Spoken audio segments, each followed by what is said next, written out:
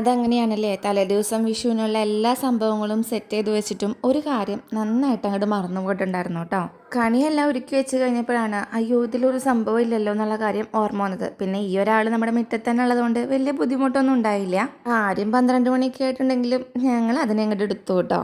അങ്ങനെ സന്തോഷവും സമാധാനമൊക്കെ നിറഞ്ഞൊരു ജീവിതം തരാൻ വേണ്ടി കണ്ണിനെ പ്രാർത്ഥിച്ചുകൊണ്ട് തന്നെ നമ്മുടെ കണിക്കൊല്ലത്തെ നമ്മൾ നന്നായിട്ട് കണ്ടിട്ടുണ്ട് കേട്ടോ. പുലർച്ചെ 1 മണിക്ക് കിടന്ന് ഞാൻ എണീക്കുന്നുണ്ട് പുലർച്ചെ 5:30-ക്കാണ് കേട്ടോ. ആ 5:30-ക്ക് തുടങ്ങിയ യുദ്ധമാണ് എൻ്റെ അടുക്കളയിലത്തെ. ആദ്യം തന്നെ കാബേജ് വെച്ചു, പപ്പടം വെച്ചു, മോര് കാച്ചി. കുട്ടികളുടെ ഫേവറേറ്റ് ആണ് ഈ ഒരു വെള്ളക്കറി. അത് നമ്മൾ എന്തുണ്ടാക്കിയില്ലെങ്കിൽ അത് ഉണ്ടാക്കാൻ അവർ മസ്റ്റായിട്ട് പറയാറുണ്ട് കേട്ടോ. സേമിയ പായസം ഇപ്രാവശ്യം വെച്ചിട്ടുണ്ടാകുന്നത് ഇത് ഏട്ടൻ്റെ സ്പെഷ്യലാണ്. ബീട്രൂട്ടും പൊട്ടറ്റോയും കൂടിയിട്ട് ഒരുമിച്ച് വെക്കുന്ന ഈ ഒരു കറി എന്ന് പറയുന്നത്.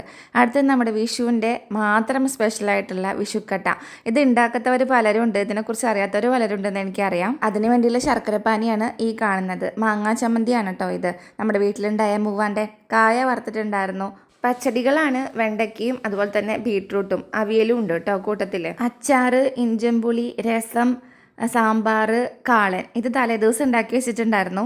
പച്ചപ്പയറുപ്പേരിയും അതുപോലെ തന്നെ നമ്മൾ കായ വറുക്കുമ്പോൾ അതിൻ്റെ തൊലിയും നമ്മുടെ ഉണക്കപ്പയറും കൂടി ഇട്ട് വെക്കുന്ന ഒരു കറിയുണ്ട്. അതിൽ കാണിക്കാൻ മറന്നു.